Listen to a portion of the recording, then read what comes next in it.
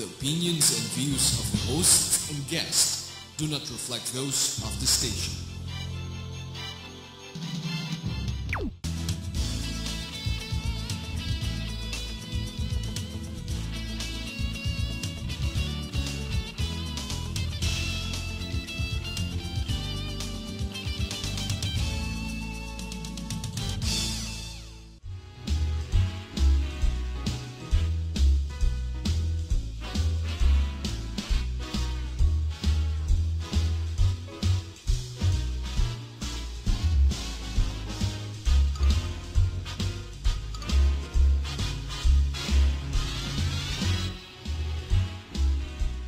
Good evening. Welcome to Expat Insights. I'm your host, Raju Mandhian.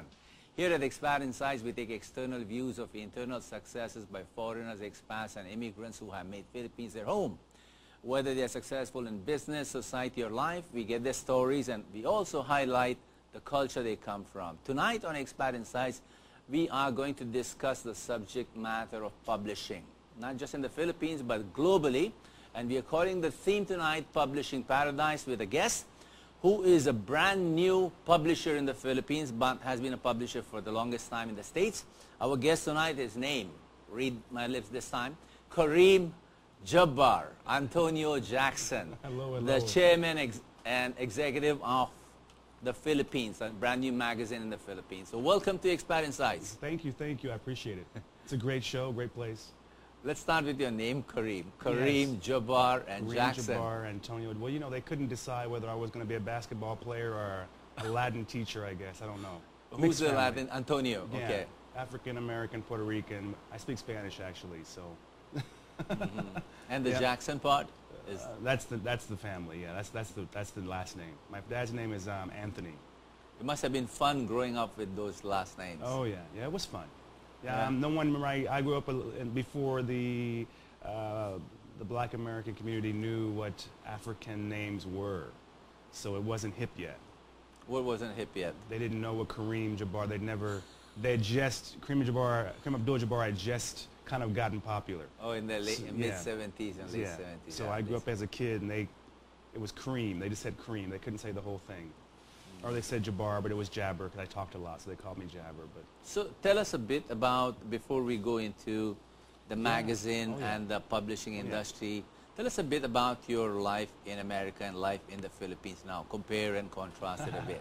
Well, the Philippines is fantastic. It's a laid-back culture, very hospitable culture. I grew up in Nigeria and Africa, so it's very similar. Palm trees, the heat, the lifestyle, this stuff is very common. But when I came here the first time, I fell in love with it. I wanted to do business here, so initially I did my publishing here because it was affordable. And in the States right now, publishing is ridiculously expensive. So that's why a lot of magazines in the States are actually closing down. But when I came here, I was impressed by President Aquino, who did a speech in New York City. You're talking of Pinoy or the senior Aquino, no, Madam son, Aquino? The new All son. right. Yeah, that was not a few years ago. Yeah, a couple of years ago. He went to New York, did a speech, and he invited publishers and bloggers and editors to come to the Philippines to not only publish, but to market and help them rebrand. Well, that's the time image. you went and met Obama. Those are the pictures with him. That was the same era, yeah. Well, what was his invitation about? Why? It was mainly that the speech, I think, was called The Crab Mentality. That sounds very different for us as foreigners, but here it's a very popular statement. But it was him wanting to give good press to the Philippines. And so he reached out in New York City to guys like me and said, market and publish our country. And then I looked into it, and the prices were cheaper.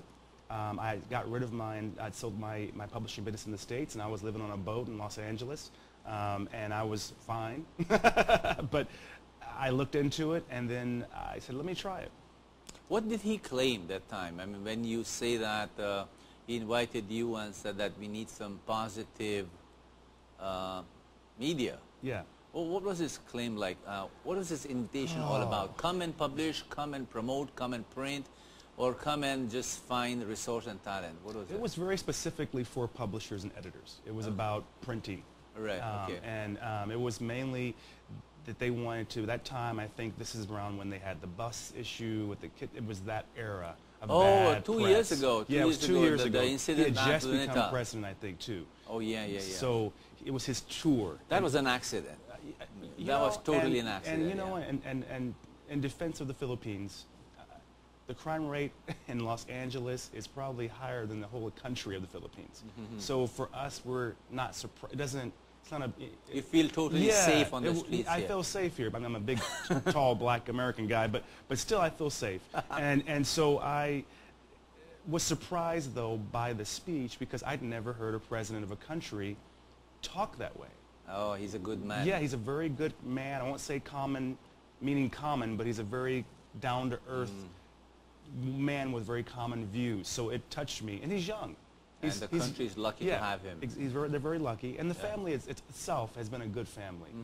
But for him to reach out to us as a president got my attention because it meant that it was serious. Whatever the issue was with press. The invitation was a real one. It was a real invitation. And it was, I mean, of course, it was a forum of thousands of publishers and editors and bloggers. So before I ask you what have you gained from his invitation, share me the experience of your first publishing project or printing project in the Philippines when you came here. How was it? How was the first attempt at publishing out of here? Or printing? What did you do? Did you print or publish? Well, initially, I have a marketing business. I'm a marketer. And I usually get into marketing businesses, entrepreneurs, and geographic places like the Philippines or Orange County or Johnson County or Kansas City or whatever I might do. When I first came, I was actually, Raju, amazed at how honest they were.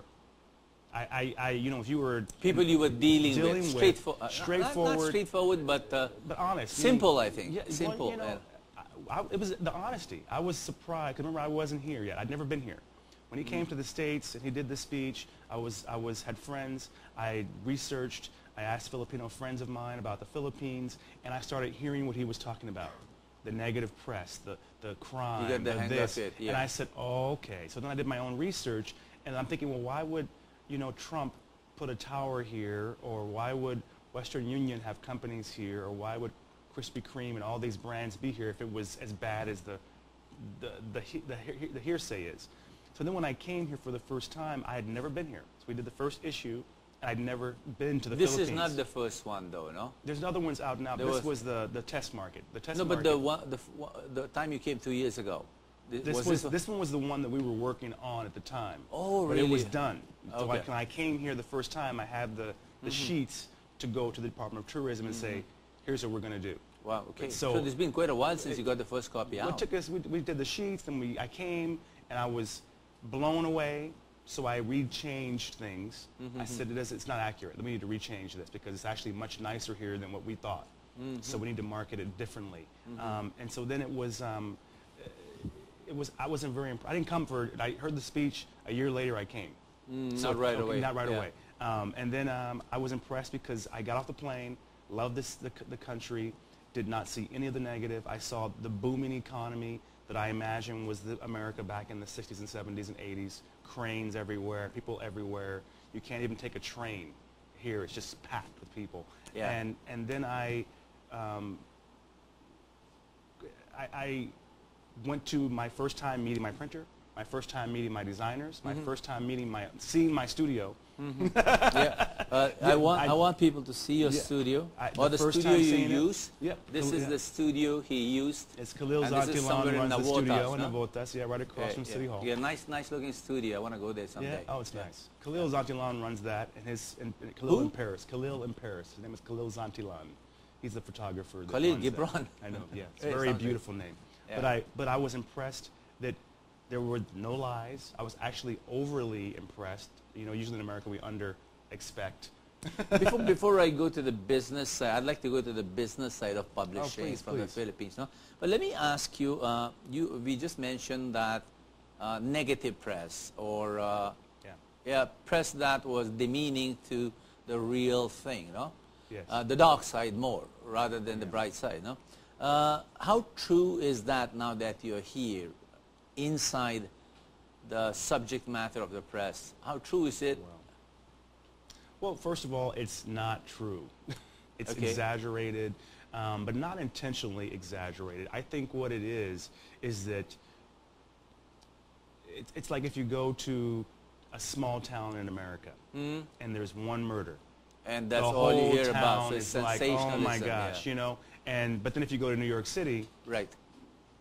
I won't say what the numbers are, but You it's don't not even care, one. yeah. It's, Yeah. you don't even, you know, here, for example, if someone takes your little coin purse or your cell phone, that's a crime. Yeah. You know, in America, that wouldn't even be reportable. A policeman wouldn't even show up if you called. I mean, they may not even show up if they rob your home, unless you're robbed at gunpoint. Oh, don't say that. I mean, they may not, you know, it could not that they're not responsible, but for us, that's something that you can do, a report, and you do the process. It isn't like, you know, oh my God, there was a home robbed, or there was someone who got their purse snatched in New York City. Whereas here, that is the case. That is a serious crime here. So it's, when you hear it from the States, you think they mean crime is bad. Big time, like big crime. You're thinking, but it's not. That's not what they mean. So the negative press that existed or maybe still exists, and you are working away at it. You know, you're like trying to work against it. No. Yes. My question is, this is not a great question, but I want to get it out of my system. Is that what are the ripple effects of people publishing things that don't work, things that are negative, ripple effect on society and as a country, from your perspective? From the negative press, you mean? Yeah, yeah. What I think it does is, one, it hurts a culture. I mean, we're beyond people now. This is a culture that hurts a culture that doesn't deserve to be hurt. And in general, publishers like myself, especially media publishers, we don't use, you know, a lot of models, and we use real people, real stuff, real stories. You know, if I don't present it in a great way, then what happens is people think that's the truth, so they don't invest, they don't travel, they don't visit, or either when they meet a Filipino in the street of New York or LA or whatnot, they have this connotation of something. Much like 20 years ago in America when the woman used to grab their purse when a black man walked down the street. That wasn't true. I was there in America. It wasn't true. But they did it once or twice or 20 times, and then all of a sudden... Well, they got my purse. I mean, she clutched it like, oh, he's going to grab my purse. But you know what I mean. Yeah. So I've experienced that firsthand. So when President Aquino came into the speech, and I got off the plane, and I saw how beautiful it was, and I saw that it wasn't exactly true, it hurt. It hit me personally because I knew how that felt. I knew how it felt to be really pushing something. You understood. You could relate to it very well. Relate. Kareem, we'll be coming to a break in a minute. Oh, great, no? great. So you happy to take a break? Yeah? Of course, thank you. But I want you to start thinking. I want you to start thinking about giving me insights into the global publishing scenario. Oh, sure. Is it worthwhile to publish magazines like this, and how big is the whole market, and what kind of effect we are having on that? So let's start thinking about that, and we'll come back after this break. Is that good for you? Can you handle those questions? I can do it. All right. So let's take that break and come back and talk to Kareem Jabbar Antonio. Thank you. Kareem Antonio Jackson, the publisher of this magazine called The Philippines. I'm your host, Raju Mandian. Please stay watching.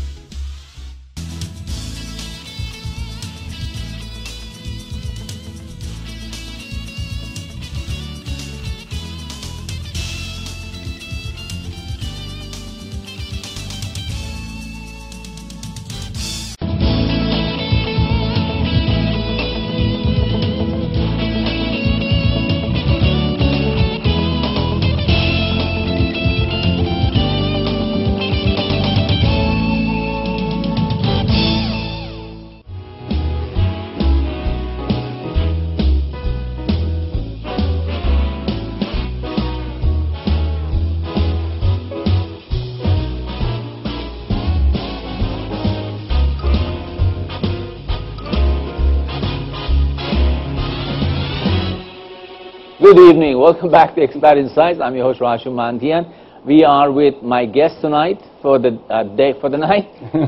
We are talking about publishing and publishing paradise, publishing positive news about the Philippines. Our guest tonight, Kareem Jabbar Antonio Jackson, and he just finished telling us the story about his first venture into publishing in the Philippines. So, Kareem, tell us about the global scenario on publishing now.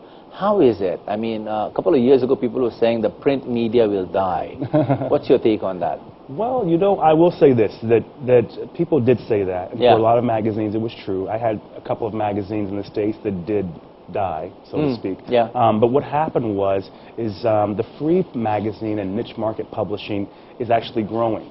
You know, but what happens is if I've got 100,000 viewers on my website for my magazines online, and then I've got 100,000 readers, that's 200,000 readers.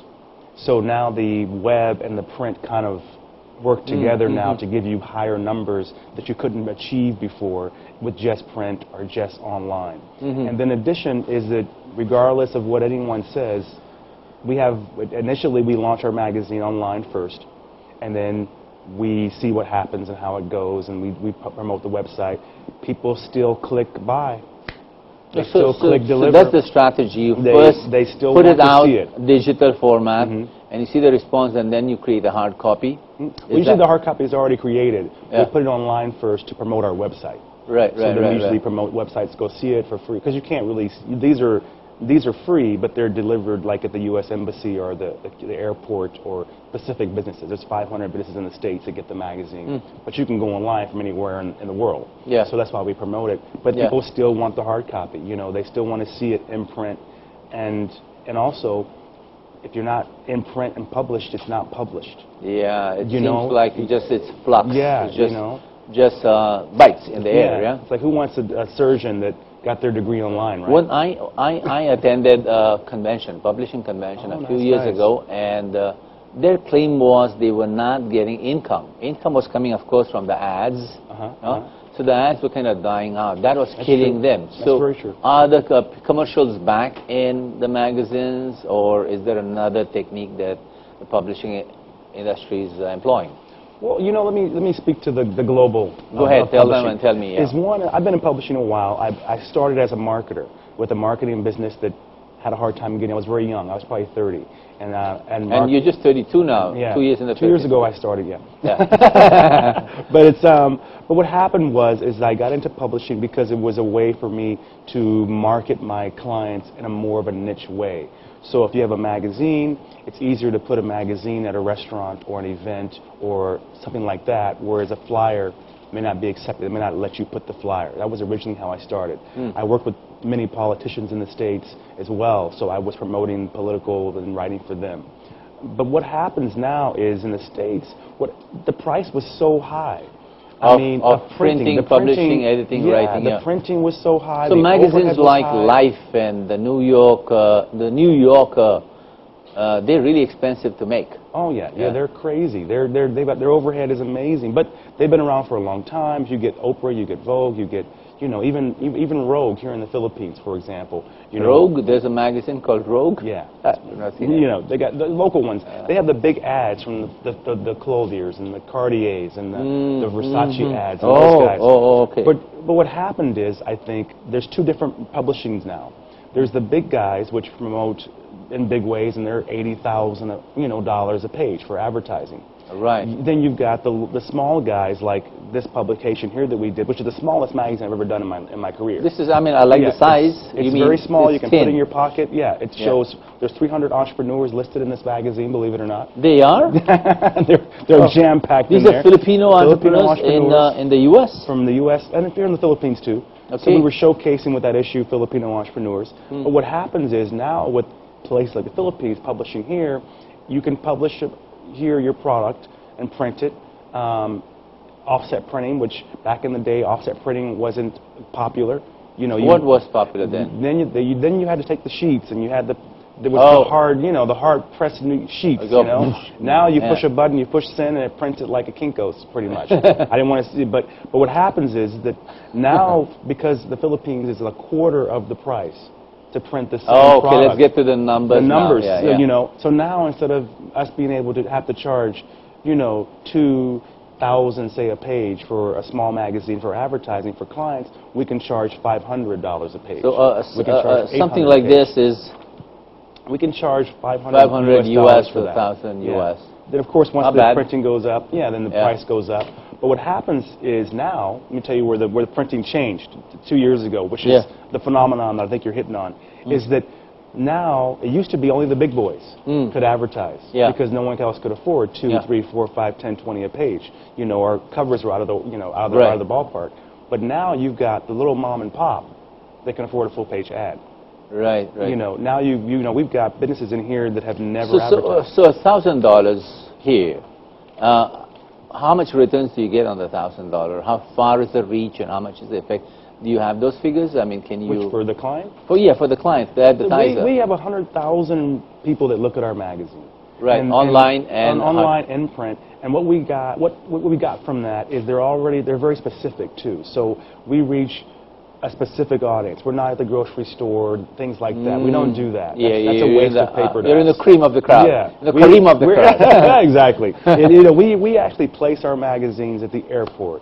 We place them at the embassy. We try to get them into the hands of great people that really would visit or to come to the country. And we actually work with the Department of Tourism and the embassy and the U.S. Ambassador Harry Thomas and all these people to make it to where it's something that brings traffic. From where I sit, as a non-publisher or a person who doesn't know what publishing is, I would think bringing the magazine to the destination where it's displayed would cost me more than printing it, especially in the States. How does shipping to the States cost more than printing? Only because we're printing in the Philippines. I know. I mean, no. What I'm saying is, even in the States, bring a magazine from New York to LA, it costs you $10, no? Yeah, or more maybe. So how do you do that? How does you figure that cost in? It's expensive, and we actually charge premium. Now we have sponsors that are helping with that cost. Right, courier services and stuff. Yeah. So, but before, that was the biggest problem that we had was the shipping was more than the printing. You know, so we would have to charge technically almost $10 for a magazine. You know, people would pay it though because they want to see the niche. They wanted, and they understood the shipping, the import. They understood that cost. But then, of course, they can go online for free as well. But it's a price you got to pay. You know, if you want to be in the American market with your product, you got to pay to ship it. You got to buy the plane ticket. You can't even, it's not, you can't avoid it. But I will say this though, that shipping it to the United States, per 1,000, for example, is less than a plane ticket. Really? Yeah. So there are bulk carriers who will take the bulk and distribute it by piece. So you have to label them here, though. No, we send them like UPS. I know, but the labeling, the packaging is done here, and then they carry it by bulk and redistribute it from there. Then we send them right to we distribute them in one place, and then they take them to the businesses and distribute them. Kareem, let's go big picture. Okay. Let's go. What do you plan to achieve? What's your goal? What's your vision for the magazine and for the title, the Philippines?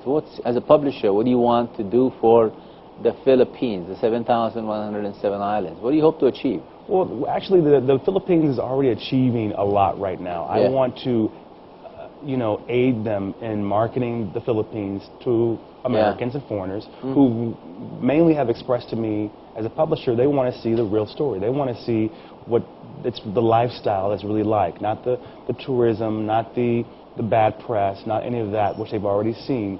They want to see how it is to live in Manila, or live in Cebu, or live in, Navotas, or to live in these different areas. They want to see the home rentals and that. So my hope is to... So it's a lot of data, it's a lot of information, no? Yes. But what good are you putting out eventually? What change are you going to create? Positive. Paradise, publishing. Well, mainly just showing the positive image, right? It's very simple. Just the country and the land. We just want to showcase the great image of it. We want to be one of the innovators in the Philippines of free publications. 100,000 free copies in the Philippine market. You did already distribute them? No, that's our goal, is to have 100,000 free magazines in the Philippine market. Right, and we mainly market to residents in the Philippines, like American and foreign residents, about where to go while they're here. And then we also showcase that same picture to people in the States that want to come here and invest. Because a lot of people that we work with, they know the Philippines is growing, they hear about it, but there's nothing to show you. There's nothing where you can really see it. If you do... I thought there were so many magazines, travel and expat and... But that's tourism. It's more on the tourism. It's not like it's not a lifestyle, what we would call lifestyle. It's more on the tourism. It's if you're here or if you're living or you're in the area. I don't know all the magazines or the formats that are out there, so I wouldn't know. I was thinking maybe they're the same. They're not. Very similar. You know, I know Murray with expat, and his is expats. Ours is specifically Americans. So we market more of an American lifestyle. So we have a little more party, a little more nightlife, a little more living, a little more of that than beaches and things like that and travel spots. So what goes into creating this? What's the process? Where do you start? What's your step one when you make a magazine like this? Do you get the articles first? Do you get a template first? Do you get... Where do you go? I mean, somebody like create a movie. What do you have? A story first, a script first? Where do you go? Well, mainly, you know what? What's the process? Can you teach us a bit? Yeah, I usually get your muse from where I'm at. I'm actually a writer. So I write 80% of the magazine myself.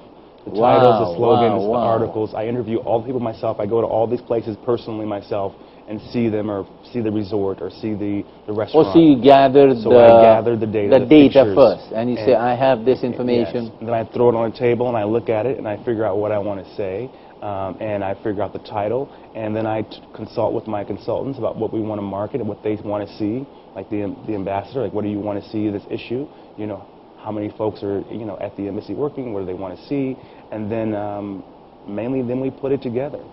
It's real. It's not a... So it's information, it's news, it's facts, some kind of philosophy in it. Is there anything, is there any theories or paradigms? The main philosophy is showcasing the positive image of the country. Nothing else. I mean, that's mainly it. We start with that's it. We showcase the positive image. We don't, like, for example, the next cover is a Australian, beautiful, tall, you know, statuesque model named Jessie James. And she's the gunfighter. Yeah, that one. Yeah, Australia. Yeah, but Jessie James is actually in a pedicab. We blocked off the corner in her meet to the Taft and Pedro Hill and took a 4-hour trip in a pedicab for her shopping from one street up to the next to the train, and that was to showcase that it was safe. Post the text, post the information, then you go for the visuals. So you gather the visuals to represent the text. Is that the procedure? Yeah. Well, usually when you're here, when you write about something real, you don't have to create. You don't have to create. The culture's already here. It's already a wonderful place. What I have to focus on is how can I show that to 100,000 people, you know, and abolish some negative. Usually we're showcasing that pedicabs are safe. Yeah. So we have to think, well, how can we show that? So you show a white, tall woman riding it carefully, huh? Yes, that's exactly. A real pedicab too, by the way. It wasn't a model or anything. It was a real pedicab. You know, but the next one after that, we actually shot another Australian artist with the American Filipino UFC fighter at an airport. Sea fighter. UFC, the. Oh, okay. The guy, I know him. You know, those guys, right? But they're actually at an airplane at the airport, personal, private airplane, and they've arrived into the Philippines, and we're just kind of showcasing that the travel is also, you know, convenient here. You know, the next one after that, we're showcasing a black American with a Filipina on the train, actually on it. Black, as you mean African American? African American, yeah. Okay. Guy looks like me, but a little bit better. Kareem, let's take a little break and then come back and talk to you more about this, no? Thank you. But you do commit that one day you'll feature Expat Insights on this magazine. One day, like, what do you mean, like the next issue? Like in a week. Yeah. Okay, next issue, all right. Yeah, we'll do Let's take a break and we'll come back and talk to Kareem about Publishing Paradise. I'm your host, Raju Mandian. Stay watching, please. Thank you.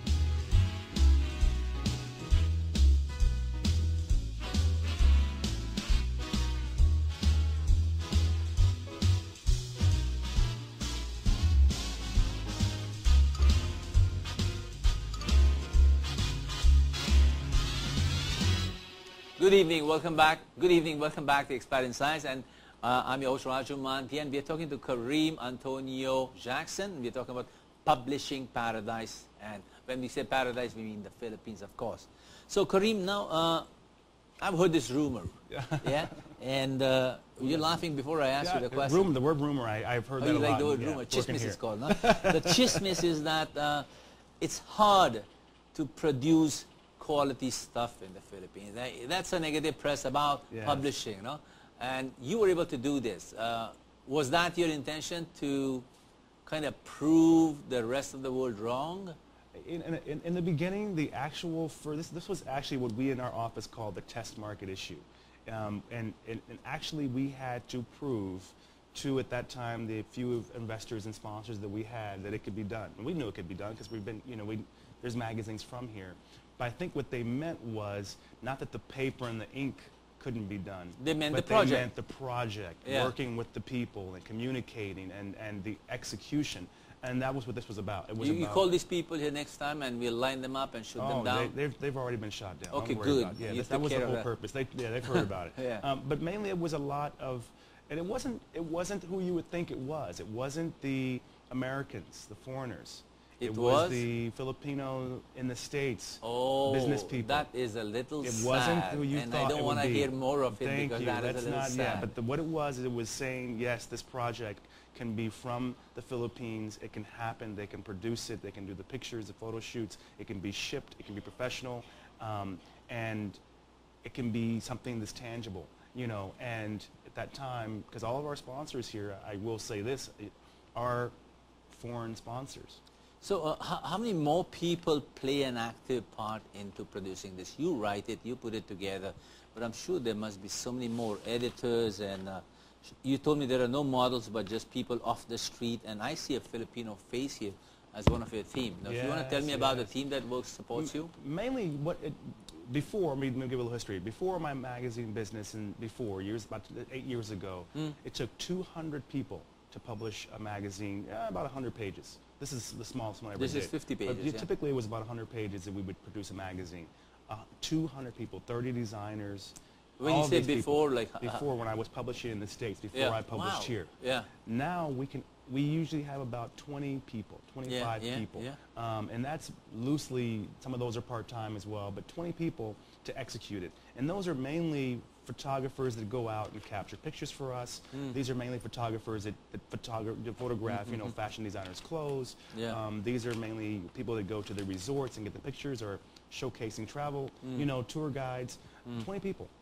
So for American business, that's very really efficient. Minimal cost. So not only did they produce the product, they produced it more efficiently. This is not permanent staff. These are not people on your team. These are contractual, outsourced people. Yeah, we're a conglomerate mainly of printers, photographers, writers, all of these guys that come together at a round table like this and say, we want to do something. And then they do their parts and we put it together and then we publish. Last question about printing and publishing in the Philippines. You've been successful. Congratulations and kudos to your efforts. So the paper, the ink and the printing was 100% domestic, or the paper comes from some other place? Everything's here. This is Filipino paper? This is printed in Makati, right here in Makati. No, but the paper is not China or Japan or Korea? The paper, I don't know where they you don't buy know, it just from, bought it off, okay. but I'm pretty sure that it's local. Oh, okay. I don't know if you make paper Yeah. in the Philippines. I don't know if they do. I have no idea. But it comes pretty quick. Okay. So I think it's local. And but mainly all of it's done right here. The printing, the photography, except for, of course, Los Angeles-based content. Yeah. Good luck. Thank you. So good luck very with much. this, and thank you for sharing everything about publishing and telling us about the publishing world and your dreams for the Philippines. Is there something that you want to tell us about the publishing in the Philippines? No, Is there something that I must ask you? You guys can always visit thephilippinesmagazine.com. You can visit KareemAntonio.com, and you can see the free issue of the next issue of the Kareem as magazine. in Kareem Antonio. Kareem Antonio, yeah. Right. That's true. But mainly, come to the Philippines. There's enough room for another 1,000 publishers. Well, it's not like there's a whole lot of people It's an here. open field. It's an open market. It's a country that loves positive press, that needs positive press, and it's a very honest business culture. Your favorite place in the Philippines, Kareem? Your favorite tourist spot? A tourist spot. I'm not a tourist anymore. Okay, what your favorite location? But my favorite tourist spot, I do have one, was I went to Hidden Valley Resort. It's Hidden Valley Springs Resort. It's in the magazine here, actually. Yeah. I was blown away because Really? I could visually see what it was like when the Spanish came. I could imagine thinking I would never leave either. I would be stuck right here in these hot springs in Hidden Valley. Because, and it's a family that's kept it natural for 3 generations now. They're from San Francisco, by the way. Their kids are doctors Really? in San Francisco now. But they're Your Filipino favorite family. food? Toko baboy. Yeah. I hate to, you know what it's like? It's like if you take grandma's black southern pig ears and with mustard baboy. and you cut them up. Toko at baboy. That's it. How I about I isaw? hope I said it right. How about isaw? No, that's not. Balot? Toko baboy. Balot. I've had that, but that's Toko at baboy. my favorite. Yeah. All right, Of course, so- barbecue, but you know. So thank you very much for being on Expat Thank you Insights. very much. This is the time to plug your website, Yeah, the and this is Philippines. also the time to announce any new magazine. Where can they find this for free? This magazine for free is online Embassies. at thephilippinesmagazine.com. Right. The U.S. Embassy will have copies. The airport will have copies. There's The 500 restaurants businesses. and the night spots. May have to look around for Clubs. There's only limited copies, but they're mainly at the restaurants and doctors' offices, travel agents, not the airline, but the travel agent itself. But in the States, there's 500 businesses that get the magazine, and they're listed in the back of the book. So you can go to Nice, a lot nice, of looks offices good, too. yeah. Yeah. So gracias, senor. Oh, gracias, and gracias. good luck with this, and hope this fattens and has the big names behind and inside it, and hope it Thank goes you, around thank the you. world. So Appreciate salamat. it. Po, Salamat po. So thank you for watching Expat Insights. I'm your host Raju Mantian.